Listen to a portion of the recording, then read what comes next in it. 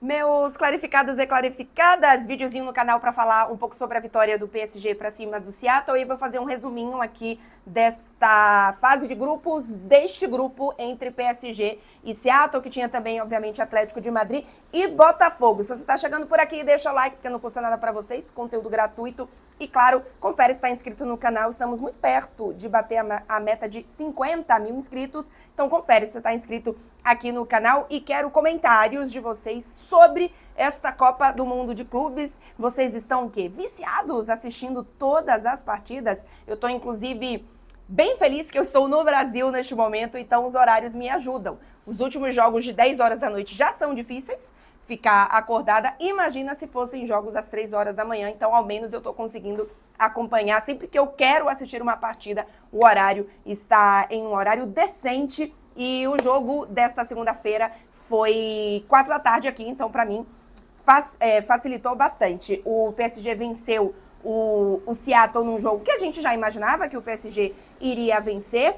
Eu tinha, inclusive, algumas dúvidas do que o Luiz Henrique iria colocar em campo, porque talvez tenha existido aí um erro de planejamento deste PSG em colocar uma equipe mista contra o Botafogo e não hoje, por exemplo, contra o Seattle. O PSG joga contra o Atlético de Madrid e contra o Seattle, ou seja, a primeira e última partida das 3 na fase de grupos, com o que tem de melhor, apenas a modificação do Dembélé, que nesse primeiro jogo foi o Gonçalo Ramos e no jogo de hoje foi o Mayulu, mas na partida contra o Botafogo, que no fim das contas foi a mais complicada, o PSG entrou em campo com um time misto. Já falei aqui no vídeo, o Botafogo não tem nada a ver com isso, mas talvez o planejamento do PSG tenha sido feito com algumas decisões aí que poderiam ter sido melhores feitas. Mas, enfim, o PSG foi a campo e venceu por 2-0. O primeiro gol do Kvaratskhelia, num gol que foi para ele o gol, mas foi estranhíssimo, porque é um chute do Vitinha, que bate nas costas, desvia nas costas do Kvaratskhelia e vai para as redes. E depois o Hakimi faz o segundo gol. Um segundo gol, inclusive, que, claro, dá ao Hakimi números, assim, muito bons na temporada. Acho que são 22 participações em gols, são 10 gols e 12 assistências, se eu não me engano, o número é esse. Inclusive, faz dele, entre as principais ligas europeias, o defensor com os melhores números, né, em termos, obviamente, em números de gol e assistência, a participação em gols. A temporada do Hakimi é muito, muito boa. É uma temporada, assim, para top 10 melhores do mundo. Mas no Mundial de Clubes ele não faz um bom torneio. Acho que nenhuma das 3 partidas ele foi bem. Obviamente, a vitória contra o Atlético de Madrid é um bom jogo do PSG, então coletivamente vai todo mundo bem ali. Mas individualmente, contra o Botafogo, e hoje, mesmo tendo feito o gol, foi uma partida ruim do Hakimi. Então vamos lá, o PSG foi a campo com o que tinha de melhor, então foi com Donnarumma no gol, com Hakimi na direita, Nuno Mendes na esquerda, com a dupla de zaga titular, Marquinhos e Pacho. No meio-campo, a trinca, que é o coração desse PSG, que é o que faz o ritmo deste PSG, que faz o coração do PSG bater, com Vitinha, João Neves e Fábio Ruiz. E lá na frente, aí sim, a gente teve essa modificação, que o Doué foi titular, assim como na final da Champions, assim na partida contra o Atlético de Madrid. Na esquerda, o Kvaratskhelia. E no meio, em vez de ser o Gonçalo Ramos, que é o falso 9, foi o Mayulu, que aí sim fez um papel de falso 9. O Mayulu é um garoto de 19 anos, da base do PSG, que inclusive foi quem marcou o último gol na final da Champions, né, o 5-0 contra a Internazionale de Milão. É um atacante, mas ele atua muito mais pelas beiradas do que como esse falso 9 centralizado. Mas, obviamente, que o próprio Dembélé era um atacante muito mais de beirada e que fez a melhor temporada da carreira com esse papel de falso 9. O Mayulu tem também... É um jogador bem versátil ainda, até porque é um jogador jovem ainda, a gente ainda não tem aquelas definições tão claras de como ele pode apenas jogar, e às vezes atua no meio-campo. Foi assim, por exemplo, contra o Botafogo, e nessa partida o Luiz Henrique fez essa opção pelo Mayulu como falso 9. Para mim, tem ficado cada vez mais claro o quanto que o Gonçalo Ramos não vai ter protagonismo neste PSG, e aí é onde a gente pode ficar de olho para, quem sabe, algum mercado diferente do PSG. Não acho que venha um 9 centroavante. Tá muito claro que não é o perfil do Luiz Henrique. O Luiz Henrique não quer um centroavante típico. Então, se vier algum jogador pro ataque, eu acho que é um jogador para ser o reserva do Dembélé, mas ser um reserva com as mesmas características ou características parecidas. Não acredito que o Luiz Henrique vai querer, em termos de investimento, se aparece um jogador na base assim, ok, ser uma opção para a gente ter um tipo de jogo diferente. Mas como escolha do Luiz Henrique, eu vou investir, vou tirar dinheiro aqui para ou contratar, se tiver que comprar, ou dar um bom salário, um jogador que já tem alguma experiência, etc. Não acredito que vai vir um 9, tá? E mesmo com uma possível, porque se fala que o Gonçalo Ramos é um dos jogadores que o PSG não colocou no mercado, mas se vier uma proposta, o PSG fala, vamos conversar. Diferente, por exemplo, do Barcola, que tem enrolado algumas especulações de alguns clubes interessados, mas o PSG não só não colocou o Barcola no mercado, como não quer negociar o Barcola, né? Se você vai estar batendo na porta do PSG para negociar o Barcola, o PSG não está facilitando.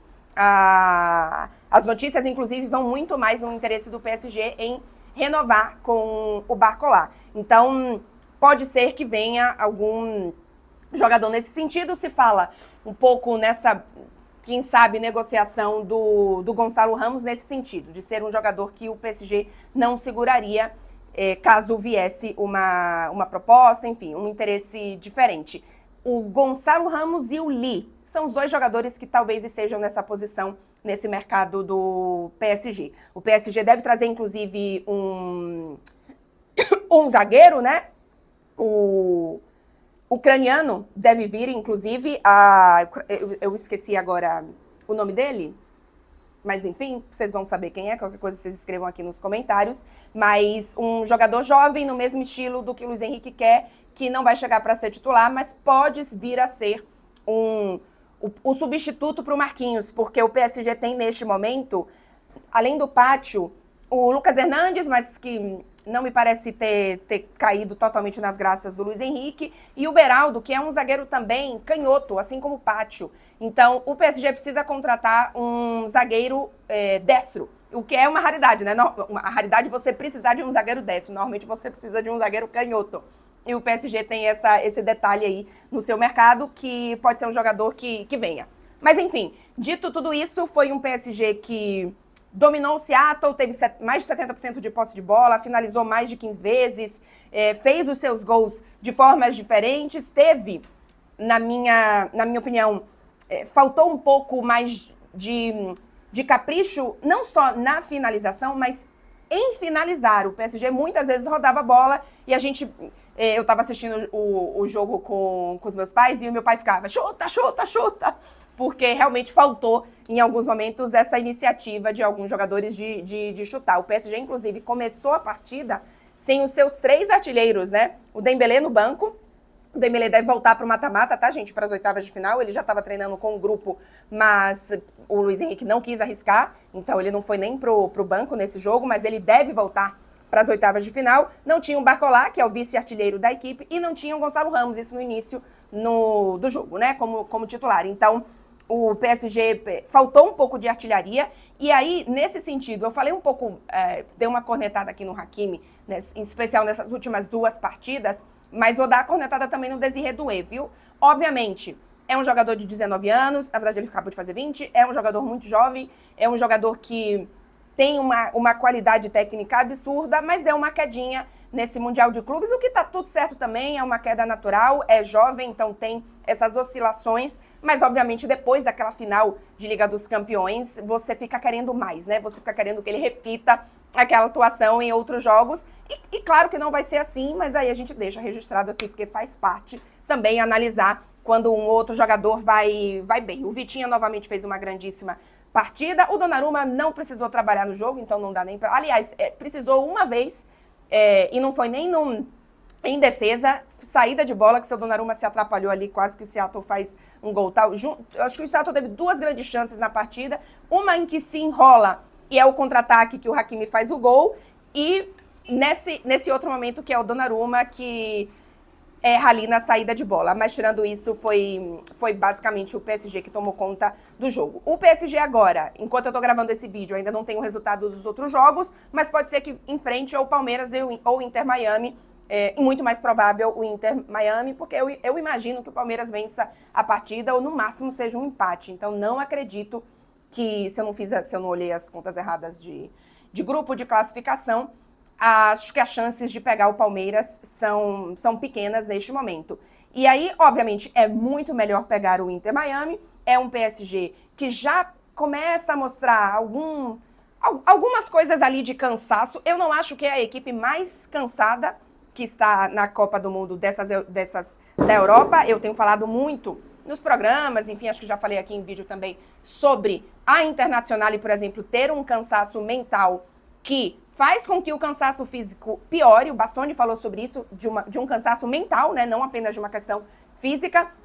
A questão física não é uma desculpa, não é uma justificativa. Antes eram os brasileiros que chegavam no momento final de temporada, mas é uma realidade, né? Então, isso pesa, isso acontece, mas eu acho que o PSG não é um dos clubes que mais tem isso como problema, apesar de também ser uma realidade. O PSG faz, inclusive, neste momento, completando a partida contra o Seattle e já tendo a garantia, obviamente, de uma partida de oitavas de final, fará na história a sua temporada com mais jogos, porque empatou fazendo a partida contra o Seattle, 61 partidas na temporada, e aí igualou uma temporada dos anos 90, que o PSG teve este mesmo número de jogos, e com o jogo das oitavas de final vai passar. Então, é óbvio que para os europeus, para equipes que não estão acostumadas e que não, enfim, não fazem esse tipo de temporada com tantos jogos, isso é uma questão, assim como era ou ainda é uma questão para os brasileiros,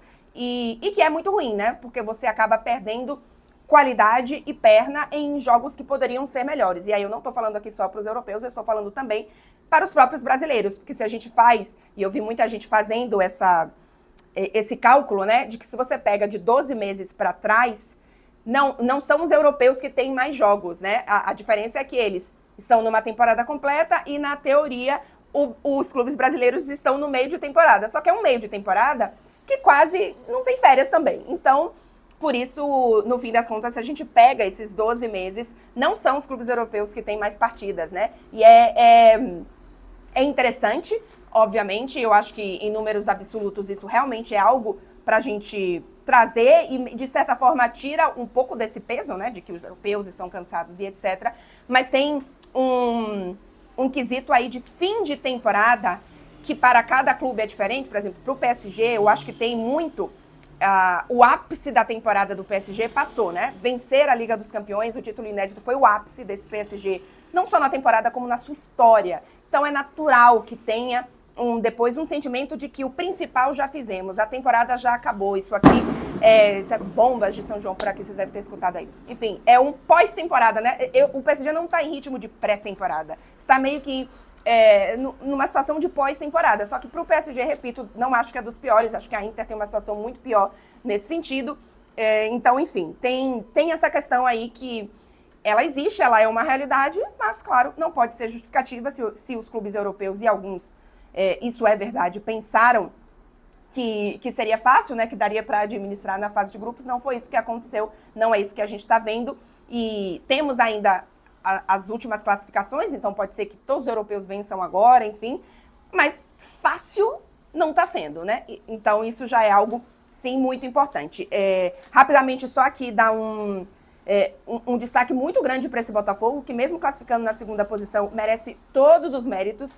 Eu assisti a partida entre Botafogo e Atlético de Madrid na segunda tela e foi um sufoco, mas ainda assim, um Botafogo que conseguiu a sua classificação, que fez uma partida perfeita contra o PSG, que fez o seu trabalho contra o Seattle, mesmo tendo questões ali também. Então, o Botafogo está de muito, muito, muito, muito, muito parabéns pela postura, pela coragem, mas também pelo futebol. E aí, não é necessariamente jogar lindamente, mas é conseguir a sua proposta, como foi, especialmente contra o PSG, né? Porque contra o Atlético de Madrid perdeu o jogo, mas eu acho que não é uma questão para se complicar, e sim para entender que veio uma classificação e que O Botafogo agora pode enfrentar, inclusive, o Palmeiras. Mas, assim, tá muito divertido assistir a forma como os brasileiros estão se portando. Se tem europeu, e tem europeu, assim, torcendo o nariz para a importância que os brasileiros e os sul-americanos em geral estão dando para a competição,